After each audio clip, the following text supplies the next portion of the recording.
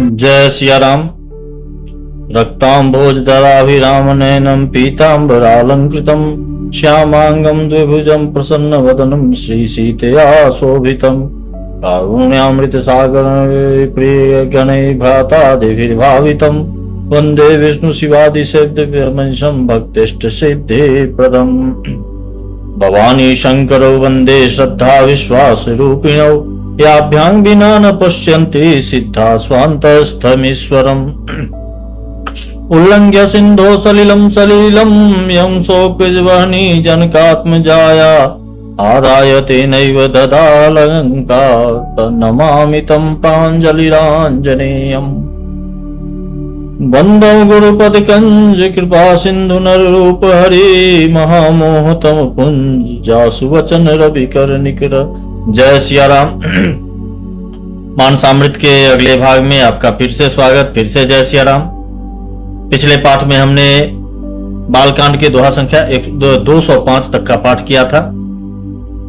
प्रभु के बाल लीला का आनंद लिया हमने। उन्होंने विभिन्न प्रकार की बाल लीलाओं से अयोध्या वासियों को धन्य किया। गुरु आश्रम जाकर उन्होंने शिक्षा दीक्षा प्राप्त की और फिर शिक्षा दीक्षा पूर्ण करने के बाद पूर्ववासियों को अपने दर्शन का लाभ दे रहे हैं। ये उनके ये मानस के पाठ की अब तक की कथा 205 दोहे से प्रारंभ करते हुए अब आगे का पाठ। जय सिया राम। व्यापक अकल अनीह अजा निर्गुण नाम न रूप भगत हेतु नाना विधि करत चरित्र अनूप। दोहा संख्या 105। आगे। यह सब चरित कहा मैं गाई आगिल कथा सुनहु मन लाई विश्वामित्र महामुनि ज्ञानी बसहि विपिन शुभ आश्रम जानी। यह सब चरित्र मैंने गाकर कहा, बखान कर कहा। अब आगे की कथा मन लगाकर सुनो। ज्ञानी महामुनि विश्वामित्र जी वन में शुभ आश्रम पवित्र स्थान जानकर बसते थे, जहां जप यज्ञ जोग मुनि करहीं अति मारीच सुबाहु ही डरहीं देखत यज्ञ निशाचर धावहीं करहीं उपद्रव मुनि दुख पावहीं। जहां वे मुनि जप यज्ञ और योग करते थे, परंतु मारीच और सुबाहु से बहुत डरते थे। यज्ञ देखते ही राक्षस दौड़ पड़ते थे और उपद्रव मचाते थे, जिससे मुनि बहुत दुख पाते थे।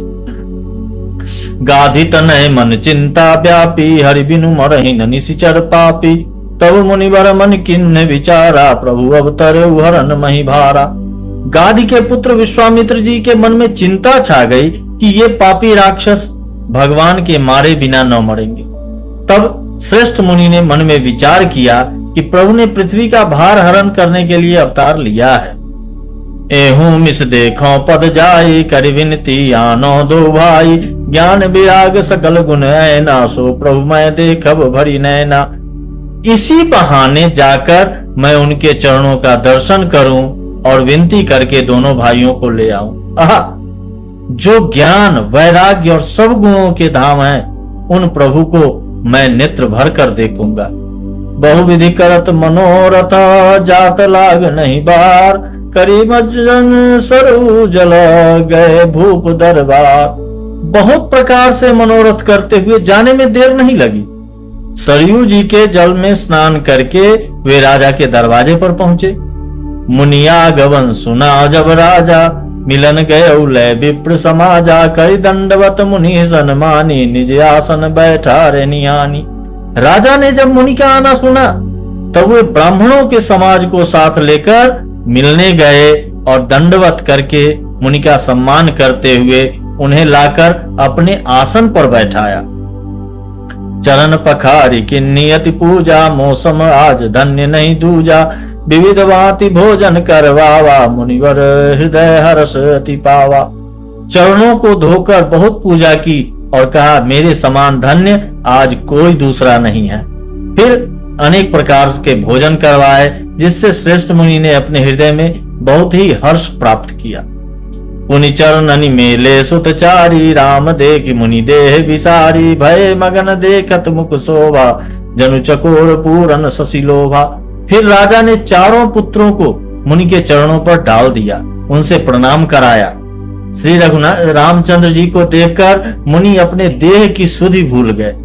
वे श्री राम जी के मुख की शोभा देखते ही ऐसे मग्न हो गए मानो चकोर पूर्ण चंद्रमा को देखकर लुभा गया।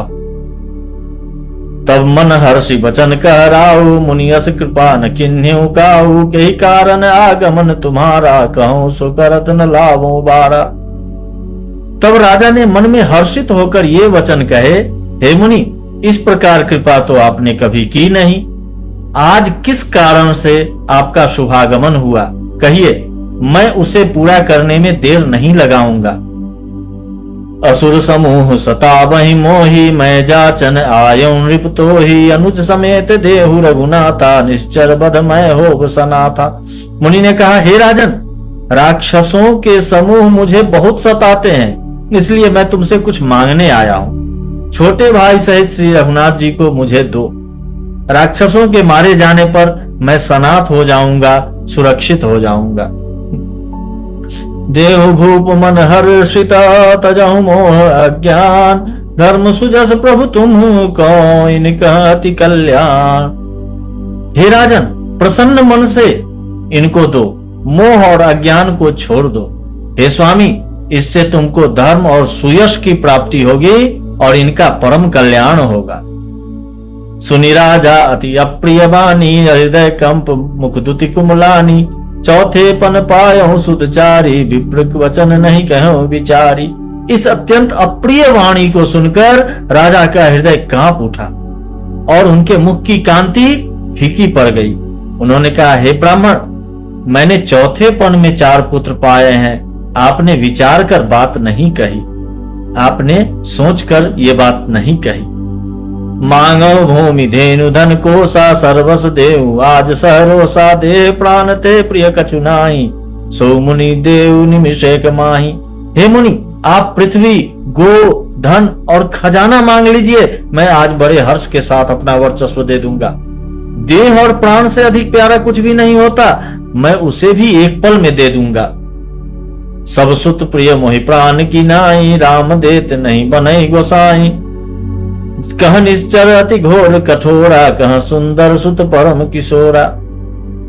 सभी पुत्र मुझे प्राणों के समान प्यारे हैं, उनमें भी हे प्रभु, राम को तो किसी प्रकार भी देते नहीं बनता। कहां अत्यंत डरावने और क्रूर राक्षस और कहां परम किशोर अवस्था के बिल्कुल सुकुमार मेरे सुंदर पुत्र। सुनि नृप गिरा प्रेम रस सानी, हृदय हर्ष माना मुनि ज्ञानी। तब वशिष्ठ बहुविधि समझावा, नृप संदेह नाश कह पावा। प्रेम रस में सनी हुई राजा की वाणी सुनकर ज्ञानी मुनि विश्वामित्र जी ने हृदय में बड़ा हर्ष माना। तब वशिष्ठ जी ने राजा को बहुत प्रकार से समझाया, जिससे राजा का संदेह नाश को प्राप्त हो गया, यानी उनका संदेह नष्ट हो गया। अति आदर दो तनय बुलाए, हृदय लाई बहुभांति सिखाए। मेरे प्राण नाथ सुत दो, तुम मुनि पिता आन नहीं को। राजा ने बड़े ही आदर से दोनों पुत्रों को बुलाया और हृदय से लगाकर बहुत प्रकार से उन्हें शिक्षा दी। फिर कहा, हे नाथ, ये दोनों पुत्र मेरे प्राण हैं। हे मुनि, अब आप ही इनके पिता हैं, दूसरा कोई नहीं। सौंपे भूप ऋषि सुता, बहुविधि देई आशीष। जननी भवन गए प्रभु, चले नाई पद शीस।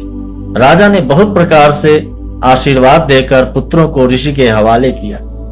फिर प्रभु माता के महल में गए और उनके चरणों में सिर नवाकर चले। पुरुष सिंह दो वीर, हरस चले मुनि भय हरना।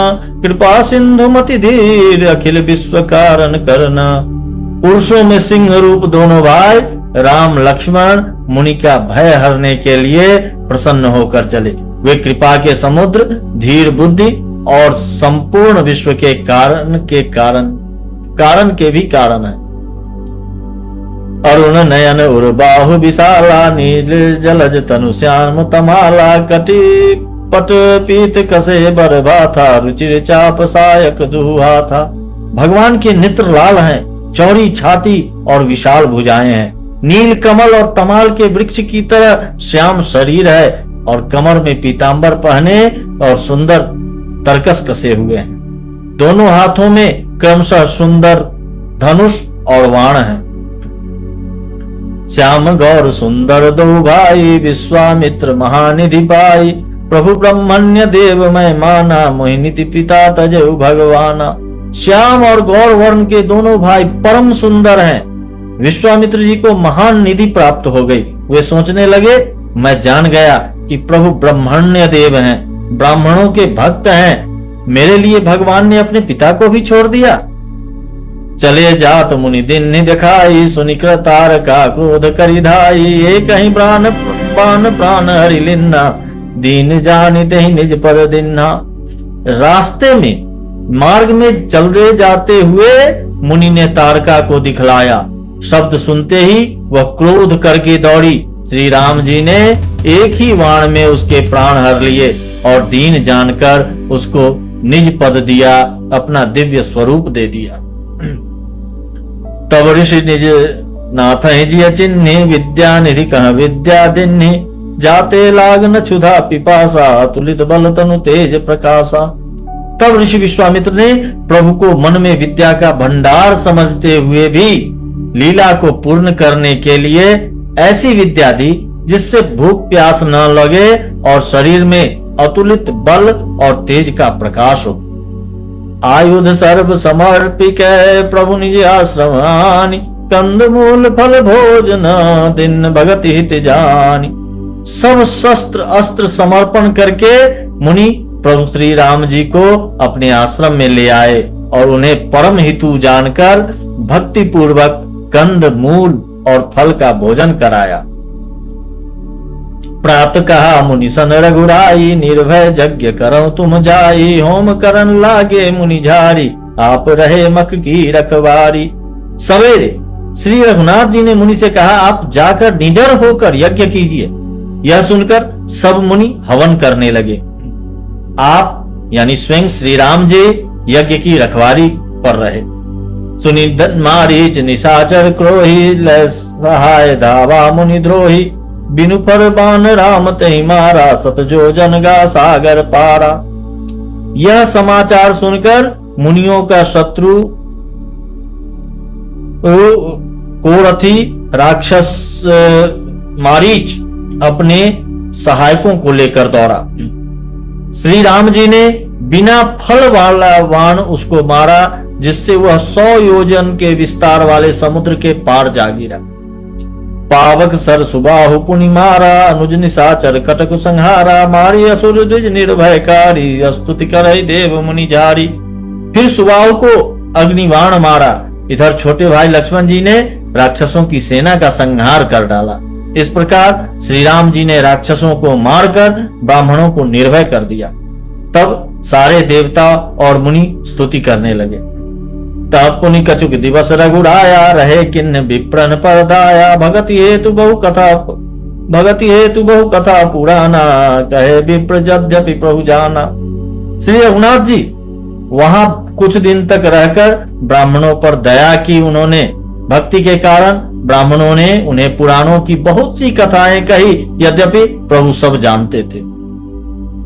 तब मुनि सादर कहा बुझाई, चरित एक प्रभु देखिए जाई।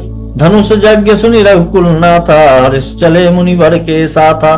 तदंतर मुनि ने आदर पूर्वक समझा कर कहा, हे प्रभु चलकर एक चरित्र देखिए। रघुकुल के स्वामी श्री रामचंद्र जी धनुष यज्ञ की बात सुनकर मुनि श्रेष्ठ विश्वामित्र जी के साथ प्रसन्न होकर चले। आश्रम एक दीख मग माही, खग मृग जीव जंतु तह नाही। पूछा मुनि शिला प्रभु देखी, सकल कथा मुनि कहा विशेषी। मार्ग में एक आश्रम दिखाई पड़ा। वहां पशु पक्षी कोई भी जीव जंतु नहीं था। पत्थर की एक शिला को देखकर प्रभु ने पूछा। तब मुनि ने विस्तार पूर्वक सब कथा कही। गौतम नारी श्राप बस उपल देह धरि धीर, चरण कमल रज चाहती, कृपा करहु रघुवीर। ऋषि विश्वामित्र ने कहा कि गौतम मुनि की स्त्री अहल्या शापवश पत्थर की देह धारण किए बड़े धीरज से आपके चरण कमलों की धूल चाहती है। हे रघुवीर इस पर कृपा कीजिए। जय सिया राम। दोहा संख्या 210 बालकांड का आज का पाठ यहाँ पर विराम देते हुए फिर मिलते हैं मानसामृत के अगले भाग में। तब तक के लिए जय सिया राम।